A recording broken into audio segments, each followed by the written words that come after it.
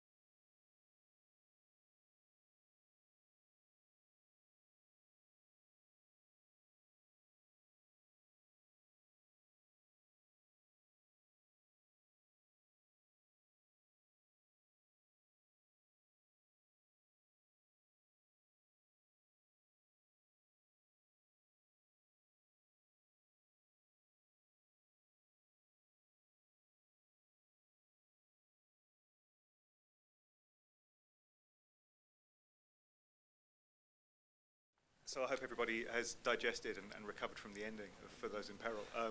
Please welcome, join me in welcoming Paul Wright and George MacKay, the director and star of For Those in Peril. We're going to ask a few questions and then obviously hand over to you guys. I'm sure there will be questions from the floor as well. And then we have questions from Twitter and Facebook as well.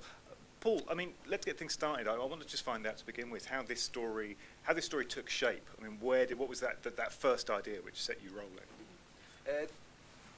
I think like I grew up in a similar village in the east coast of Scotland, so I think it was always, the sea was always part of everyday life, and also stories from the sea, like kind of real and myths from the sea. So I think it was the idea of taking one of these myths and playing with it in a very real world and seeing how that would happen. But I think one of the big starting places of it was having. It was like the single image, which towards the end of the film, it's okay. I guess to say it as if people have seen it. Oh, I think you have to. So it was like the idea of initially it was like a boy with fish skills, as a starting place, and then it was almost how could that come to be, and then it was almost working backwards from that is almost like a final image, and so that was the very first starting place for it. That was like the one line written on a scrapbook somewhere. I mean, the myth of the devil in the sea, I mean, that sounds like something which must have been plucked from reality, or was that just plucked from the inside of your head? It was kind of a mixture of 2 or 3 different myths, like I think all over Europe. I think on the from fishing villages, they have their own variations of these myths and stuff. So it was kind of tailoring one specifically for the film, like so it wasn't a particular myth, but yeah.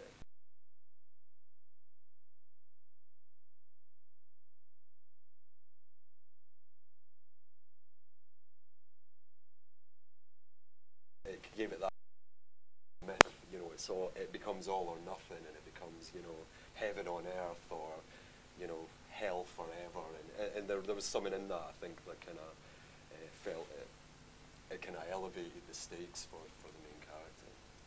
I mean, you've touched on this a little bit already, but I wanted to ask sort of how much autobiography there was in the film, and how much of, I suppose it's an obvious question, but how much of you there is in Aaron? God. Sorry, it was always going to happen. It's interesting. I think I need some therapy after making this film, like from a few of the, but like I lost, well, in my own life, I lost my father when I was fairly young. I was like 15, and I think it was, you know, like the first time I really had to deal with that kind of grief. And I think at that age as well, there was that kind of, you know, confusion, I suppose, like, you know, like obviously understanding what had happened, but not really accepting it or not accepting the finality of death. And yeah, it was like I don't even know if it mattered the age I was at, because, you know, like it's obviously such a big. But again, with that, it felt like when death was present, that life as well became all the more vivid, and I think that was the idea with the film, and also yeah, like it was obviously a dark couple of years for me when that happened, and just that, yeah, like the I don't know, like maybe the daydreaming about a impossible reunion, you know, and so yeah, that part for sure has something inside me, you know, that came through in the film, I think. But it wasn't totally conscious, actually. It wasn't. It's just almost after you finish writing the film, and you're like, shit, yeah. So that's what I've done. Exactly, yeah. It wasn't. Oh, I'm going to, you know, confront my grief over my dead father. You know, that wasn't the starting place, but it kind of, yeah, sure. It came through, obviously. Sorry, Josh. No, George, I mean, I will be bringing you in any second. Yeah, I mean, I just wondered, as a filmmaker, though, I mean, obviously you made a series of shorts beforehand, and I wondered to what extent you were kind of picking up the threads that maybe you developed in those shorts, or was For Those in Peril just a kind of clean slate for you as a filmmaker? I think it certainly it has themes that pop up in some of my shorts, and also stylistically, I think it was, you know, it was always the challenge of how to do a feature film. You know, like it's one thing doing the style of the film for 10 minutes or 15 minutes, but to try and kind of maintain that energy for you know, a feature-length film was the biggest challenge. But yeah, there are I think it's.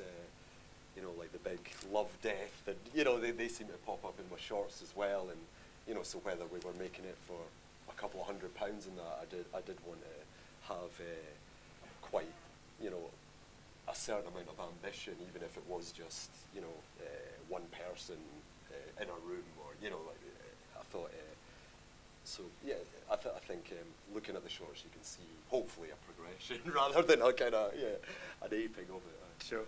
I mean, the sea is obviously kind of this huge element of the film. You know, it's an elemental element, and it's this sort of a monster and a sanctuary at the same time. I mean, tell me a little bit about your personal relationship with the sea and your connection with the sea.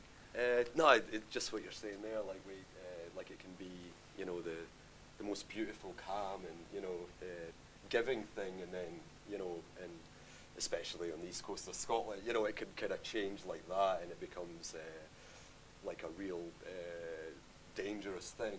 And obviously with the sea, I think it felt right for the film that you know, it's the one of the few remaining places on Earth that we don't know everything about it. You know, so it has that kind of mystery, and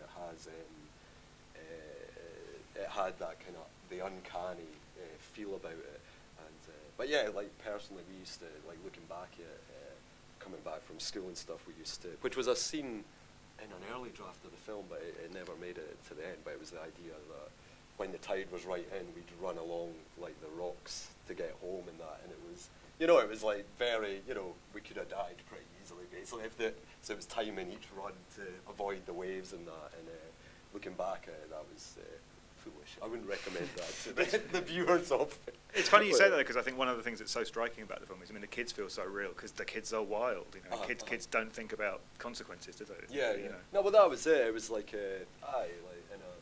growing up in, you know, like I say, a similar village, and that there was, you know, you kind of did make your own entertainment, and we were like, as kids, we were outdoors kind of all day, you know, like just mucking around and stuff. And like, obviously it was pushing things a bit with the film and that kind of darkness, but I think there is that element of the kids kind of, you know, like that was their playground almost, the whole of nature and stuff. I mean, I suppose the two of the most sort of pivotal moments in preparing the ground for the film would be finding Aaron, but also finding a location. And before we talk about Aaron and bring George into the conversation, tell me a little bit about finding the village that we see there in For Those in Peril. Yeah, well, it was actually written with my home village in mind, and then when it came to filming it, it was, you know, for a few different reasons, but ultimately the village, I'd started writing it when I was living in London, so it was like, you know, I had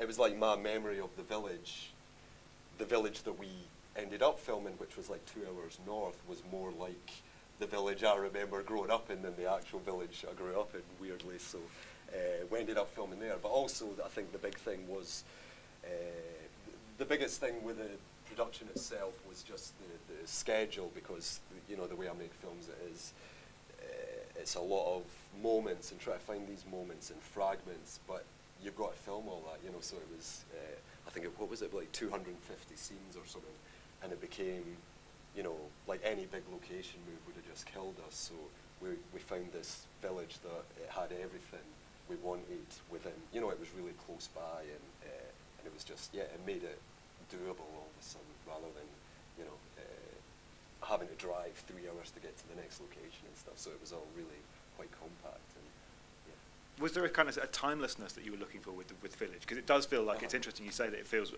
like what your village was like 20 years ago. Because it feels like a throwback. It feels like that village has been that way forever. Yeah, no, exactly. I think that's what kind of, and the fact it was still a working harbour, which the village I grew up in no longer is. You know, so it's now kind of became a more I guess, touristy, or, you know, it becomes about, oh, let's go and, you know, go to a nice part of the coast or whatever, and it's all been, I guess, you know, cleaned up a fair bit and stuff, whereas, you know, with this village, because it being a working harbour and that, it still had that, like you say, kind of timeless quality, which I think was important. We didn't want to, you know, it could have as easily been set 20 years ago. Sure. It's funny, isn't it? There's a massive difference between fishing villages and seaside villages, and that's what's come through there. I mean, that's not a tourist town at all. I mean, there's no tourists coming through there.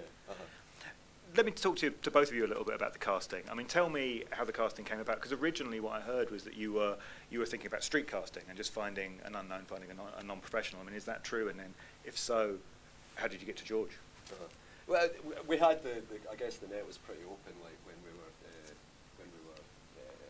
originally casting, and we're working with Colleen, who's done a lot of stuff with Ken Loach and that, and that's, you know, that was one of her approaches she's well known for, you know, like getting, and as it happened, we did use a lot of the locals and the kids from the village, but I think so we were open to that, and then we got Mr. George here, he sent in, what was it, like a self-taped audition, and then it was like, alright, actually, you know, like, maybe this guy's good, and it became you know, this guy from London. It was like, all right, I wouldn't have thought that's the way we would have went with it, but I think George is so good, it became like, it would have been crazy not to kind of put him in, you know, to have him as RNA, so that's kind of really. And what's your version of that story, George? Yeah, I sent in a tape, and then I was then got to meet Paul, and the second sort of audition, I guess, was when I met Paul.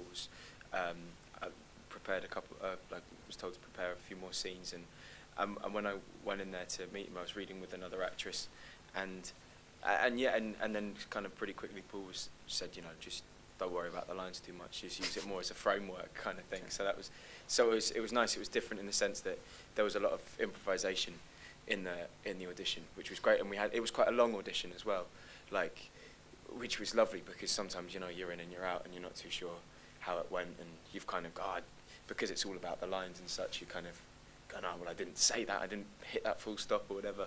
Whereas, you know, Paul, we were talking before with someone, and there was, you know, like you said, I remember, like, really clear direction, but that was pretty open as well, and like the scene where he doesn't want Jane to go. And we were reading that, and he said, you know, just try and convince her. And then one time he said, all right, now do something to scare her, and stuff like that. You therefore you can kind of do anything within that, but you have a very clear sense of what you have to do. So it was great fun, and it was kind of, I've not really had an experience like that before. So yeah, it was wonderful, and then lucky enough got the part. I mean, how collaborative was it between the two of you in kind of building up that character of Aaron? Because obviously, I mean, I imagine there was a certain amount of that character was on the page, I guess, but also so much of it, I guess, during shooting will have kind of evolved. So how much of that was the two of you working together, and how much of that was you as an actor kind of going off on your own journey?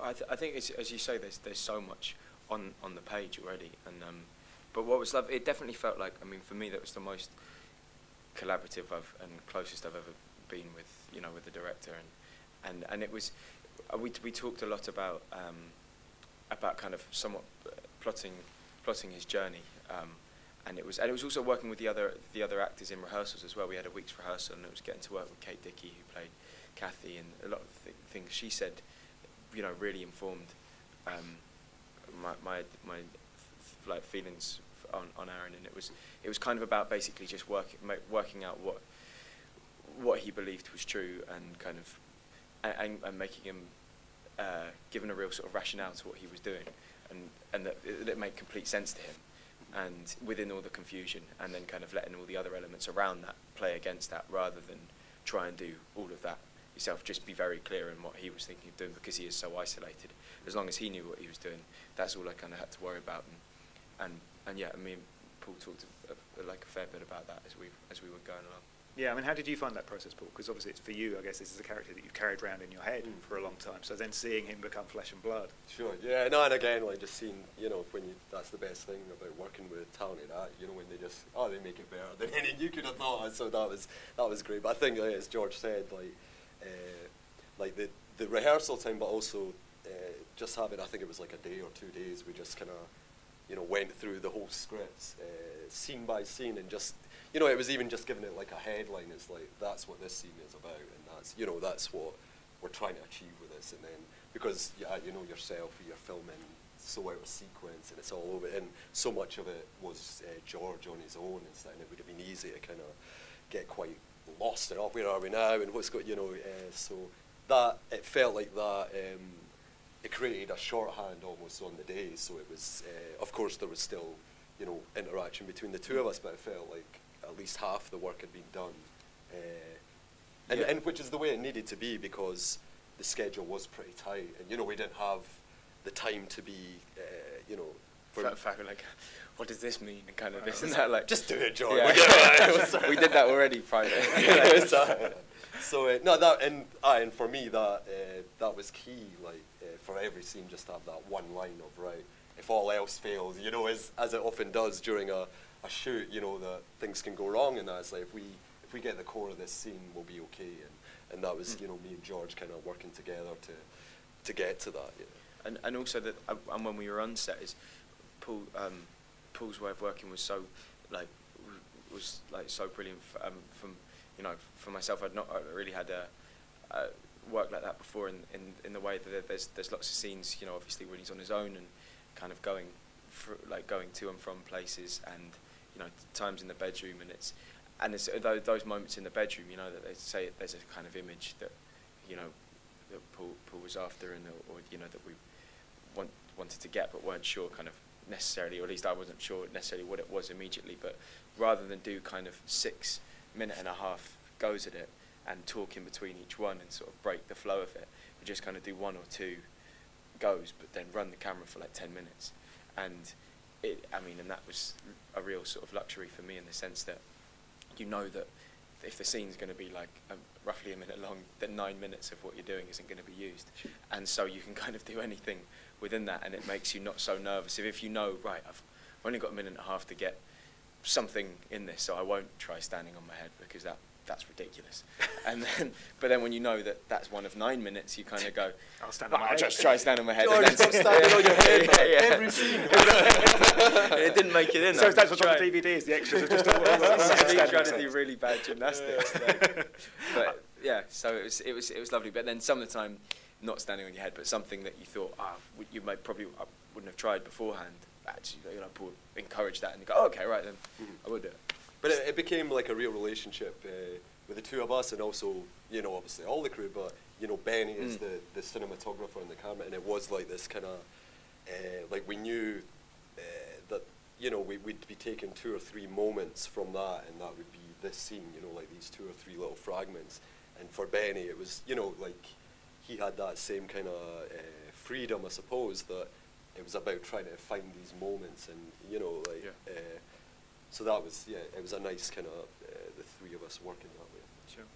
I mean, it's an obvious question, I know, but I'm going to ask it anyway, which is how much concern was there on both your parts, really, about George, about you playing Scottish? Because again, I mean, we've had, and I'm sure this can't have been the first time this has happened.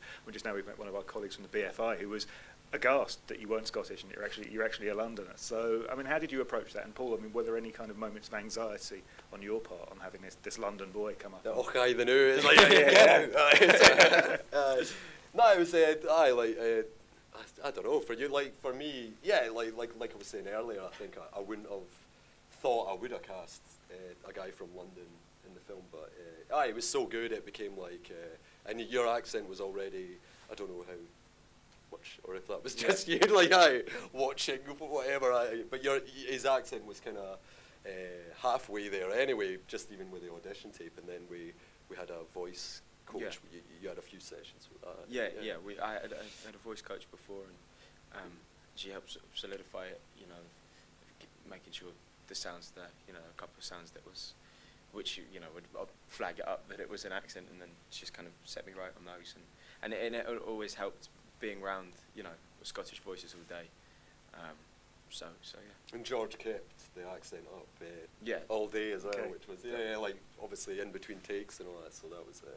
I was going to say, because it's incredibly impressive purely because, you know, as a non-actor, you think, well, actually, if that was me, I mean, I wouldn't be able to do that accent in the first place, but also I'd be so hung up about keeping it that I wouldn't be able to kind of to get that kind of emotional truth that you get in the character, because I'd just be thinking about my voice all the time. Well, that was, I guess, the one reason for doing it all the time was on set, you know, not necessarily like back at the hotel or anything like that, but it was just so I didn't have to think about it anymore.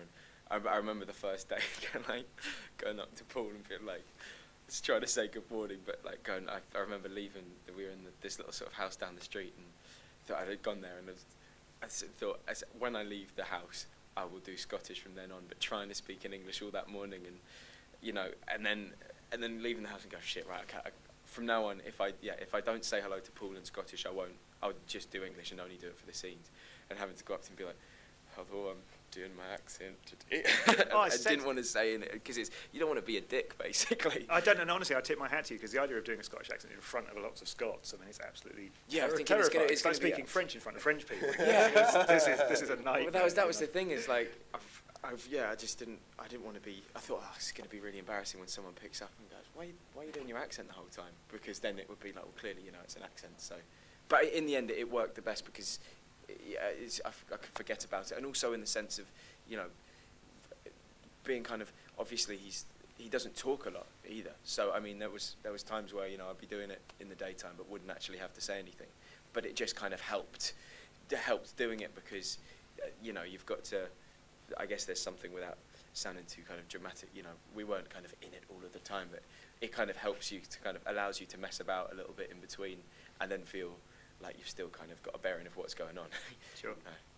I mean, the other aspect of the character, I guess, as well, which might be weird being a Londoner, is that, you know, this is a character who becomes an outcast in a small town, and small towns, you know, particularly one that's as small as that, you know, have this particular sort of atmosphere, you know, that London just doesn't have. So, I mean, how easy or otherwise was it to connect with that sense of being enclosed in this very tight-knit little community?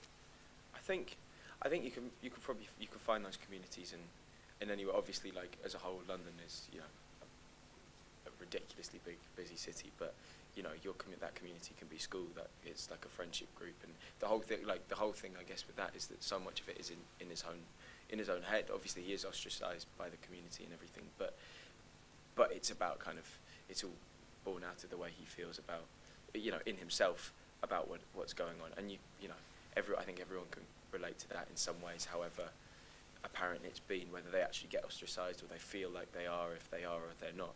You're always kind of worried about, you know, it's like a first day at school or at a party and something, you know, you can kind of, oh shit, you know, and suddenly it's building up in your own head and that's what's happening. It's just in a much more, you know, serious environment. I mean, it makes me think, I mean, one of the things, I mean, I thought was so extraordinary about the film is that, you know, you maintain Aaron's point of view throughout the entire film. I mean, we were seeing it through his eyes. I mean, was that always your intention, Paul? Yeah, I think it was about like getting a character, and you know, like we had the setup for the film, but then it was about like really getting into his bloodstream and exploring these different states of mind almost from the single character. So, which like I was speaking earlier about, to me is almost more like what real life is. You know, you remember stuff, you're doing something, and you're thinking ahead for the future and fearful, and you know, it's these kind of it isn't totally stop, you know, and you wake up and it was all a dream. It's like there is that kind of blurring, and I think film has that really unique potential that you can play. Obviously, you can play with that as well and blur these lines of it. And so that was really exciting. And yeah, and just to get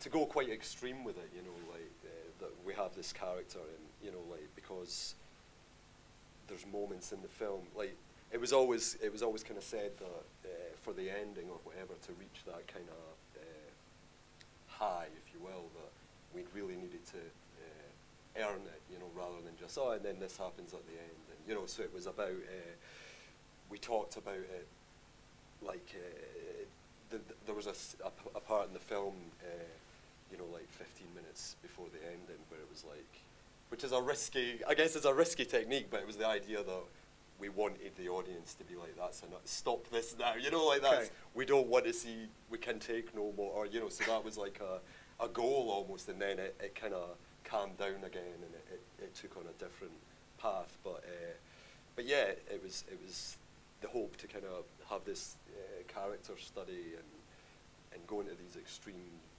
contrasting places with them. I mean, one more question about casting, which was, I was wondering, I mean, to what extent you kind of built the cast around George, you know, once he was there, because obviously because you're seeing everything through Aaron's point of view, I mean, the rest of the cast kind of orbit him. So when you were casting the film, I mean, did you follow that same process, which was that, you know, you sort of secure Aaron and then you build the rest of the cast around, so Kate Dickie comes in afterwards, or was someone like Kate Dickie on much earlier than that?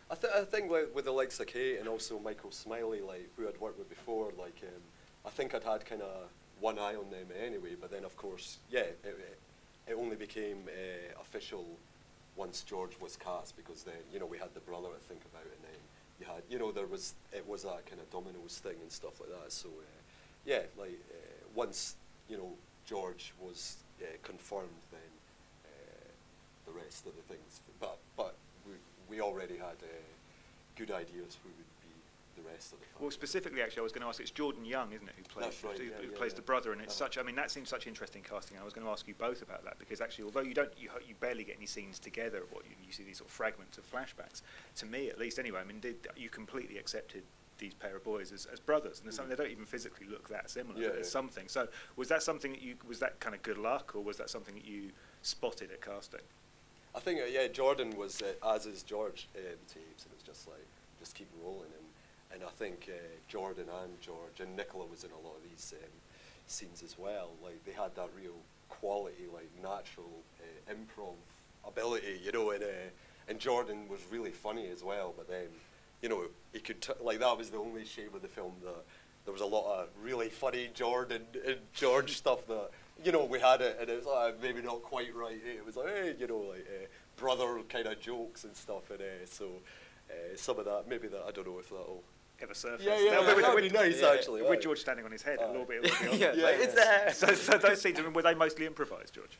Yeah. I mean, this day with the home video camera, I mean, we had I think a day or half day rehearsals where we kind of got to know each other. But it was funny, we did that, and then Jordan wasn't out again till sort of closer to the end. And it was just a real luxury of just playing about with the camera, really. And as Paul said, Paul kind of set us on our way, and we just kind of messed about, and it was great fun. I mean, it's like it was the best. It was just the best time, you know, of just no, but like genuinely, like it was so fun. Yeah.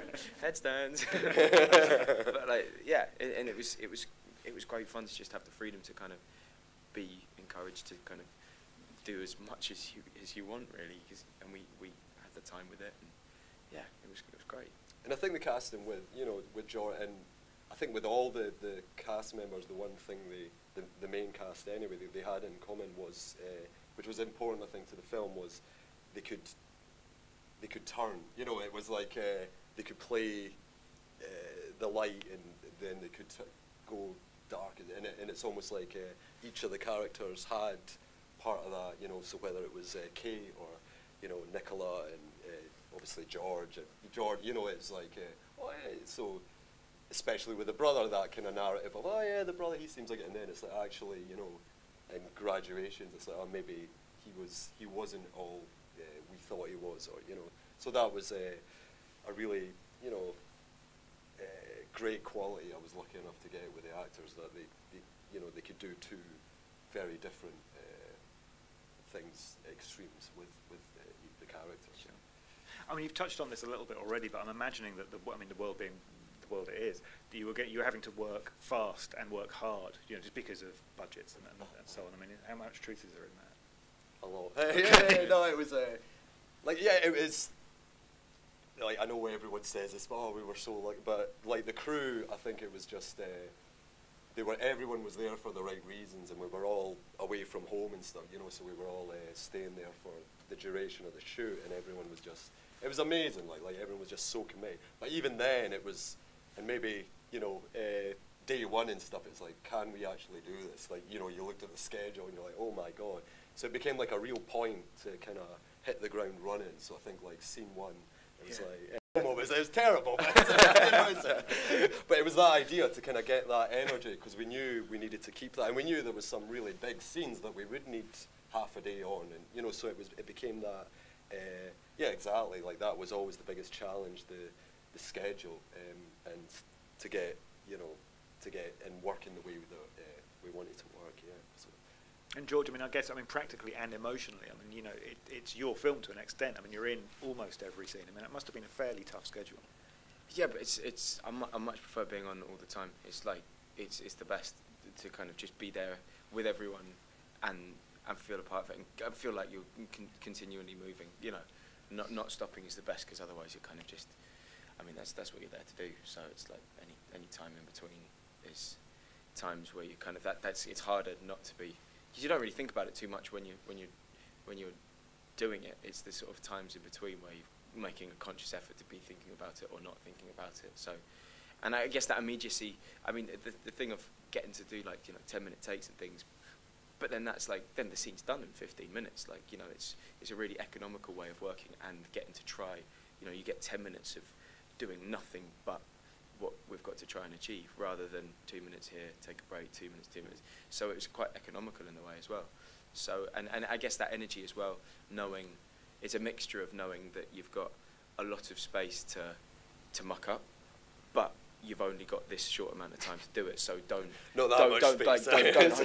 hold back as well, you know. Sure. Because that's it.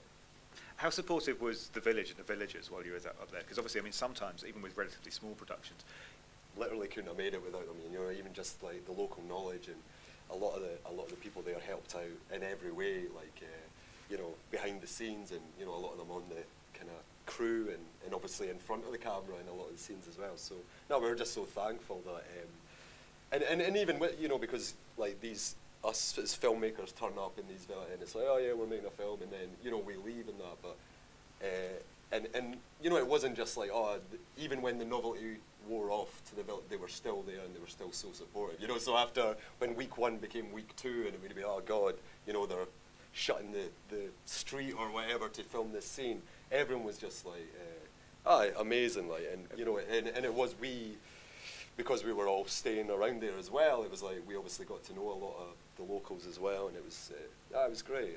Yeah, Debbie and Bunty, the landlords, we had lunch in the pub every day. Like, okay. I mean, we had the catering thing, but they let us, the whole cast and crew, sit in their pub and eat lunch. You know, eating eating someone else's food in their pub, as you know, every day. Sure. And 40 of us was, you know, it was amazing. And they were really, really lovely. I mean, another of the things about the film which is so striking is that kind of visual element which hits you immediately, which is this sense of the collage almost. You know, there's these fragments of Super 8 and camera phone, and this swirl of kind of memory, I guess. Again, was that always your intention right from the beginning? So when you were shooting the film, did you always have that in mind, that you were then presumably going to go into post-production and kind of assemble this thing? Mm-hmm. I think, yeah, I think it was just trying to get it to work in the script, and then, you know, as long as it worked in the script, then it was, especially with the layered stuff, it was about getting as much good options as possible, and then we knew it would be in post that you know, we could move things about and shape things, and you know, leaving yourself open for the nice surprises that are better than anything you could write. You know, it's, oh God, that's great, and you know, to allow for that. But yeah, it was. I think, you know, it was all scripted. This most of it anyway. Yeah, maybe on the day, but the general thrust again, it's like, this is why we're having Super 8 here, or this is why we go with black and white here, and whether it was just trying to create a certain mood, but all that was in the script, and then it was just about trying to create, because I think, like, to me that was always important. Like, I do see film as a real sensory thing, and a real, you know, if anything, that, you know, it's to try and how you can connect with an audience emotionally, and you've got the, you know, the options are infinite, you know, images and sound, and you know, and it just becomes a real exciting thing, I think, and I just see, you know, I don't like the layers, and I just see that as another tool or part of the palette to kind of help with that, you know, creating these images. I mean, there's such a kind of incredible texture to the film, and I suppose, I mean, there's another version of that movie, which is you could make the film as this almost straight social realism, and you've just kind of gone so far away, you know, from that, and yeah, I mean, as you say, I mean, it's the sensory element is, I think, what stands out about the film so much. I mean, sound is clearly a very important aspect of filmmaking to you. Yeah, and again, I think a lot of that was, you know, we were trying to be as prepared for that as we could, you know, even in the script, so it was a lot of like a lot of the sound was in the script itself, and then of course the beauty is, you know when you get into post, that's which is the same with every film, of course, that's where it gets made, and you know, but again, we had like archive of sound and sound effects, and you know, like hundreds of different options, and it's, oh, what happens if we try this, and just kind of grow in this real. And I think especially with the images and the voice stuff, we've done a lot of that as well. We've done what was in the script, but then we've done an hour more, or you know, and it was and it just gave this feeling of like hopefully like a real life, or a real, you know, like this, they really were brothers, or they, rather than, you know, when it's all very tick, and you know, the record button and shot on 35mm, and they're pretending it's the, you know, and it's like really it gave it that kind of hopefully that realness that make people connect with it more. So I mean, George, how much of what Paul had up his sleeve visually, how much of that were you aware of while you were making the film? Well, I mean, pretty much. Well, I knew all about the kind of different mediums and that, because I mean, it's all scripted, you know. Like, what's the scene I'm not in? Was it no. Waves. Cut. Like, no, I mean, I mean, it's all, you know, it's all laid out very obviously. There's, as Paul said, I imagine there's lots of surprises in post and stuff, but it's all very intricately planned out, and it's not to be taken for granted, you know. Kind of the journey of the visual elements, and I could get a better understanding of that having watched Paul's short film. So it almost makes me go, it sounds like talking about trousers, shorts. But having seen, obviously when you read it, you know, it's a sentence saying, you know, there's a hooded figure on a cliff top, cut to colour superative, you know, children running along the sand, and so that's taking you 10 seconds to read that. So you go, right, that's going to be 10 seconds of footage of that. And so, but when you see Paul's short films, you realise that it's almost subliminal, and so that kind of gave me a better understanding of, having seen the work before, of kind of what it would be, because when I very first read it, I was thinking it would be a lot more gradual, and didn't get the subliminal element until I saw, you know, Believe in the River Runs Through. Tell me a little bit about the editing process, Paul, because I understand you brought Anders Refn, who's this kind of very venerated figure in European filmmaking, Danish filmmaking, on board. I mean, why did you bring him in? I think, well, he's a great editor, but also it was like the first feature for, you know, a lot of us, a lot of the heads of departments, and Michael Oglin, who was the main editor, it was a kind of condition almost. It was like, all right, but you know, so it's, you know, it's one thing, all us, yeah, we're making our first film, but I think especially with the edit, they knew, and it was great having Anders coming in, and you know, like, but even then he looked at a cut when it was pretty advanced, and I think, you know, he was impressed with the work Michael did, because he's amazing. I think Michael as an editor. So yeah, like we were, like George was saying, the way we were working, we were kind of dumping however much footage on Michael every day, and it was almost more documentary, like I'd imagine. You know, it was whatever 60, 70 hours of footage, and then it was like, all right, how, you know, and it was this kind of, and I think because Michael had cut a couple of my shorts as well, so I knew he not only did he get what I was trying to do, he was far better. You know, he could take it to a whole other level, and like these moments like that he could pull out, some of them even surprised me, and you know, by putting them side to side and creating something new, and it was, for me again, like just seeing what he done with it to take it to that other level was amazing, and yeah, and I think Michael had worked with Anders on a previous film, so they had a relationship, so it felt right just to have, you know, fresh eyes to come in, and you know, a few of Anders' suggestions were great, and you know, just even one or two things that just really helped us see the film afresh and stuff. So yeah, it worked good. Okay. I'm going to do one more question, and I'm going to throw it open to the audience, really, which is to what extent you've been surprised and pleased, relieved, freaked out by the response to the film? Because I mean, a film like this is it's almost unique, and actually, I suppose there's no way of knowing. You must have been slightly trepidatious as to how this was going to be received, and in fact, it's been received incredibly well. Both the film and George individually are up for BAFTAs on the weekend. There are sort of tuxes in the offing. Yeah. Were you anticipating any of that, or were you nerve-wracked when the film actually kind of came out? No, I think it was. We went for it. You know, it was that idea that for me anyway, it was my first film, but there was no guarantee. You know, and it still may be my last. So it's like let's go for it. You know, and I think the whole crew had that kind of feeling. So what we were trying to do, it was like, let's really do that rather than you know, making lots of compromises all the way. So and that, you know, with Warp and with the financiers and the crew and everyone just kind of going, let's do that, like this, we're excited about that. And I think it was like, which was quite fearful, of course, but it was clear that it could all go horribly wrong at any moment, you know. Not, you know, but just almost the way we were making that film and what we were trying to achieve with it.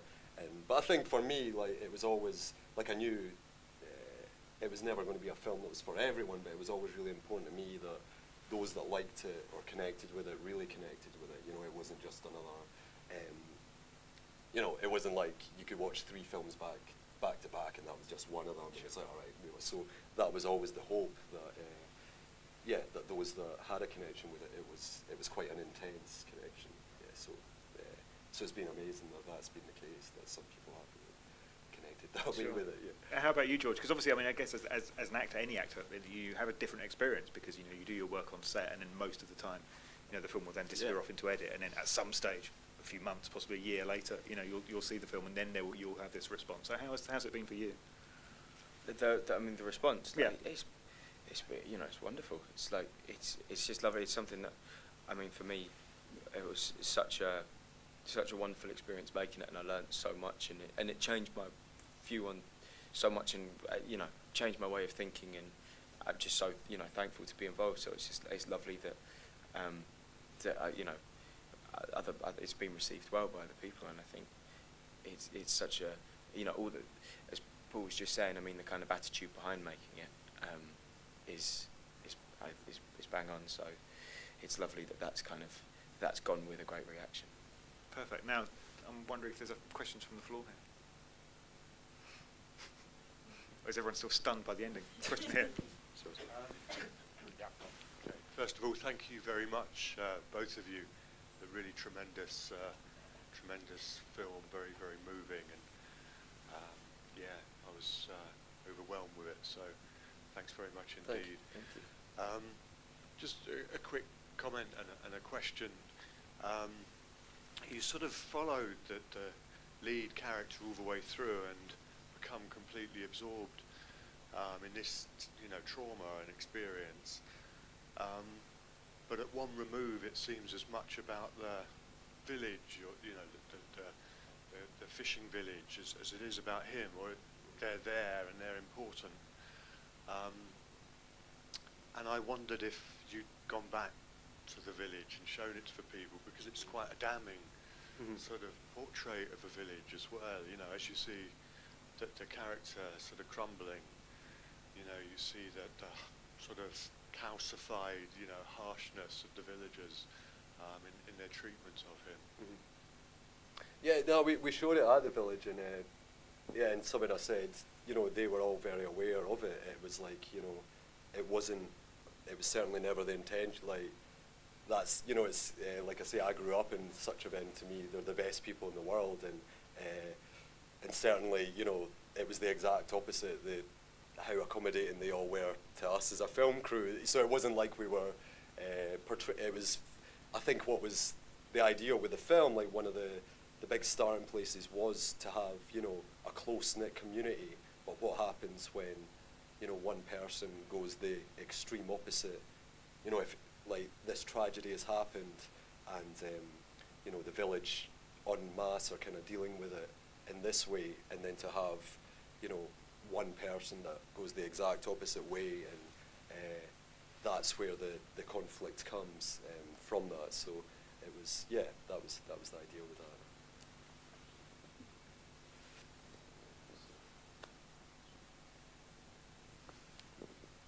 Hi again. Yeah, thank you very much for that. It was really quite an afternoon.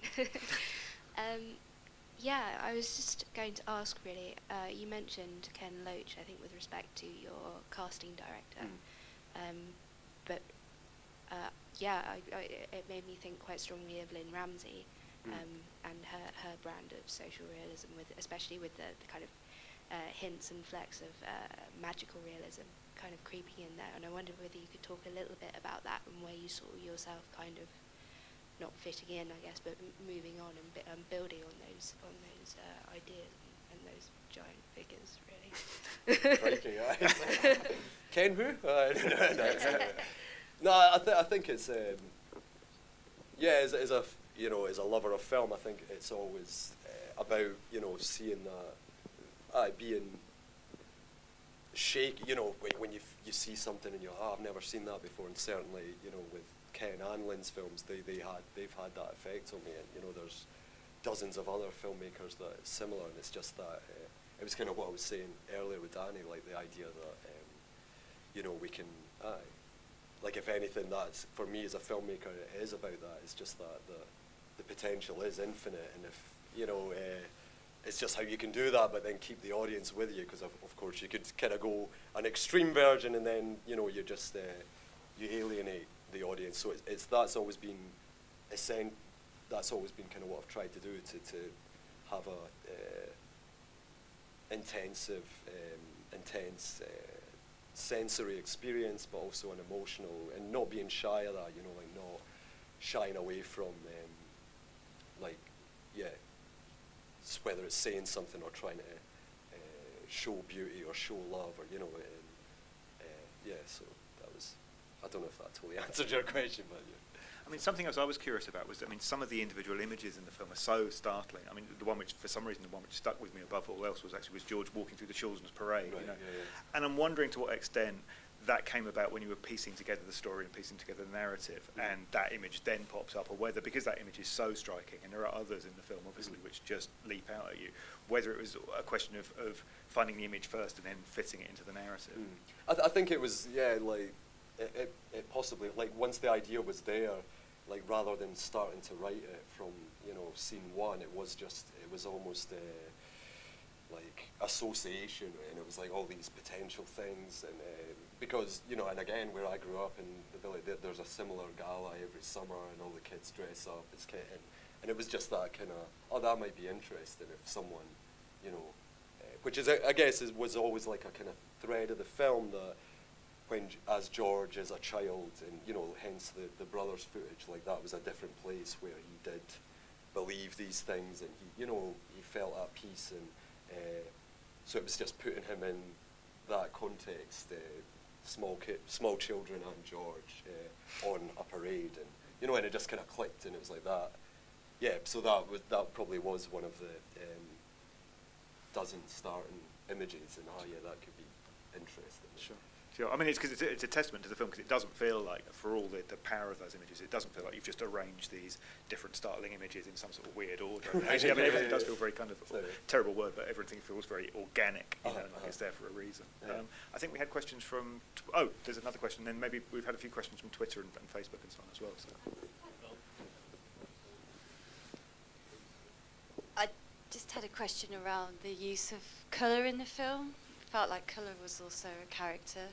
You had like mainly blues and muted tones, and then the most striking colour coming through is red. Was that really timed? You know, the idea of when those flashes of colour outside, was that something you consciously timed along the narrative of the film? Or Yeah, no, it's good. Yeah, to a certain, like, I'm sure, you know, I could take credit for stuff that probably were accidents, and it's they got but for sure, especially, you know, we kind of discussed, you know, with the cinematographer, like the kind of palette we were going in the slightly different shifts throughout the film as well, and then the idea that this, you know, as the darkness kind of descends, so the red of it, you know, like knowing the ending was coming, it was about kind of foreshadowing to a certain degree that happening. Yeah, so it was thought through. But yeah, I'm always conscious with these things that sometimes you can't get more credit than, you know. Just take the credit. Yeah, I'll just take the it. credit. Yeah. But no, it was something we discussed and we thought of. Yes. Questions from, I think we had some questions from social media. It's a question from Tom on Facebook, and he says that it feels like a truly Scottish film.